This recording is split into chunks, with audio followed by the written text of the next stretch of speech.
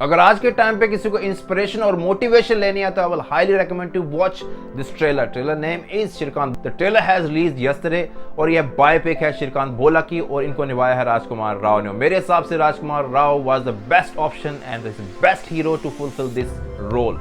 तो ये कहानी और ट्रेलर बिल्कुल स्ट्रेट फॉरवर्ड है। जो 1991 में श्रीकांत बोला आंध्र प्रदेश में पैदा हुए उनकी अचीवमेंट है और एक हार्ड स्लैब है इंडियन एजुकेशन सिस्टम के ऊपर। एक इतना इंटेलिजेंट इंसान होने के बाद उसको अमेरिका जाना पड़ता है, पर अमेरिका जाना उसके लिए जो MIT में उनकी मिशन होती है वो अच्छे के लिए होती है क्योंकि he been selected as an scholarship. तो यार ट्रेलर तो बहुत ही क्लियर कट था और उसकी अचीवमेंट थी।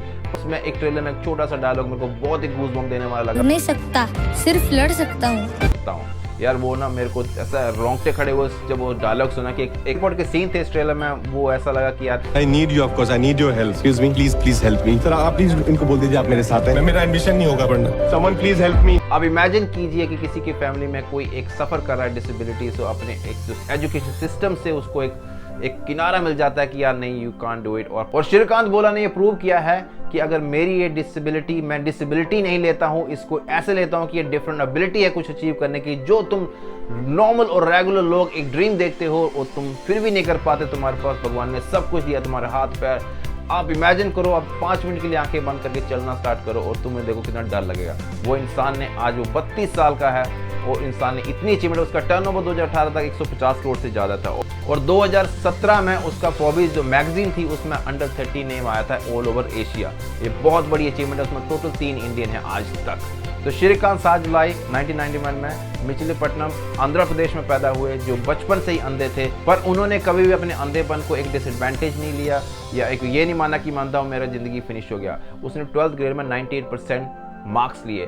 पर इंडियन एजुकेशन में ये एक स्पेस नहीं है कि एक ब्लाइंड मैन भी कितना कुछ अचीव कर सकता है। कि बहुत ही अनफॉर्चुनेट है जब उन्होंने 12th ग्रेड में 98% मार्क्स लिए फिर भी उनको एडमिशन नहीं मिली साइंस में, क्योंकि जो इंडियन इंस्टीट्यूट ऑफ टेक्नोलॉजी उन्होंने डिनाई कर दिया बिकॉज ही इज ब्लाइंड। तो he has file the case.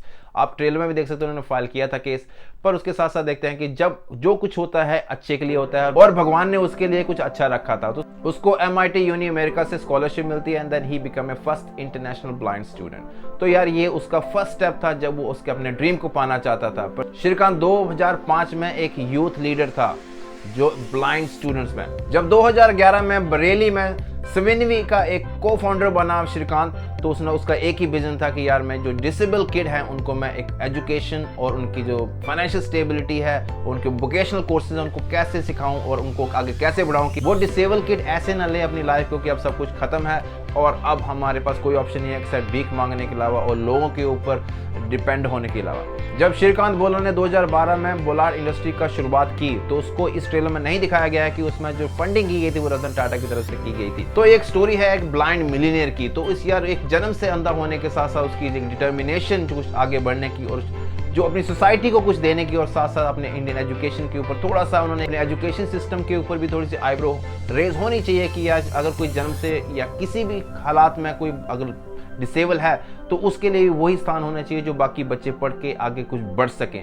तो यार ये बहुत ही मोटिवेशन, एक बहुत ही प्यारा सा ट्रेलर। मुझे जैसे इसके जो डायरेक्टर थे उन्होंने पंजाबी थे तो I was hoping it's gonna have best. So I will highly recommend you watch this trailer and this movie, क्योंकि ऐसी मूवी जो आती हैं वो सोसाइटी के लिए बहुत ही अच्छा पैगाम होती है। उन इंसानों के लिए मोटिवेशन होगी जो इस डिसेबिलिटी से भी गुजर रहे हैं, या उनको सोसाइटी में वो सेम सम्मान या सेम राइट नहीं मिलते हैं क्योंकि अपना जो सिस्टम है उसमें थोड़ा सा ग्लिच हमेशा ही रहती है। और जो अप्रोच पर ये एक श्रीकांत बोला ने ये प्रूव किया है और इस ट्रेलर में मैं बहुत खुश हुआ देख के कि यार ऐसे कॉन्सेप्ट होते हैं इनके ऊपर मूवी बननी चाहिए क्योंकि बड़े तरीके में बड़े सिनेमैटिक वे में आप दिखाते हो तो तभी हम याद रखते हैं ना किसी को। जब कोई मरने के बाद ये किसी के अच्छे कामों को याद रखते हैं। अभी तक हम APJ अब्दुल कलाम जी को याद रखते हैं क्योंकि उनके अच्छे काम, उनकी जो लोगों को साइंस में लोगों को एक आगे बढ़ाने की जो उनकी क्षमता थी वो किसी और में अभी तक तो मुझे दिखी नहीं है, जो इंडियन पॉलिटिक्स में भी हैं और बाकी जो ढूंढने के लिए भी जाते हैं कि हमारे पास ऐसे कौन कौन से हीरे हैं जिसमें हम इंडियन साइंस को आगे बढ़ा सकें।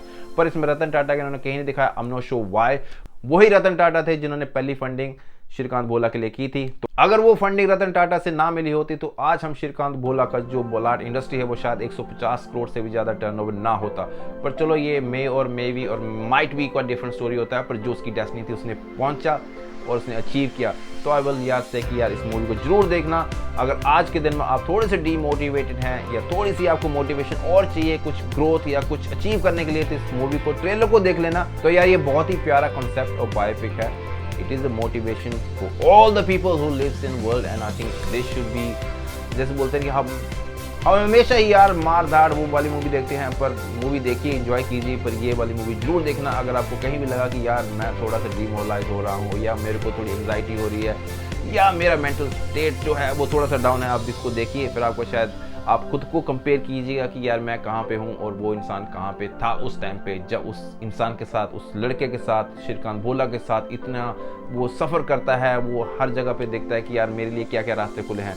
तो कोई ना कोई भगवान किसी न किसी के रूप में आ ही जाता है। तो चलो यार, ये था मेरा opinion. Stay blessed and stay happy. I will see you next video. Thank you.